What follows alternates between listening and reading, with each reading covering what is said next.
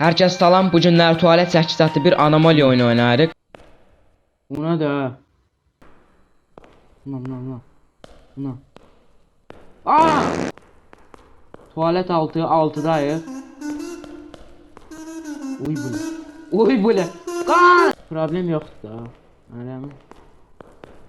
Her şey yerim. Allah sağ problem. Bu ne de? Buna bu ömrü kurtarmaz bunlar. Sana yatırım edipler bu tuvalete. Ya Allah bismillah. Yardım. Geri qayıda bilərəm. Bu ne de?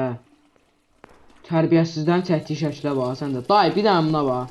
Bu indiki nəsildə mərfəq, qanacaq deyilən şey qalmır. Desən ol, onda saçımı düzəldin.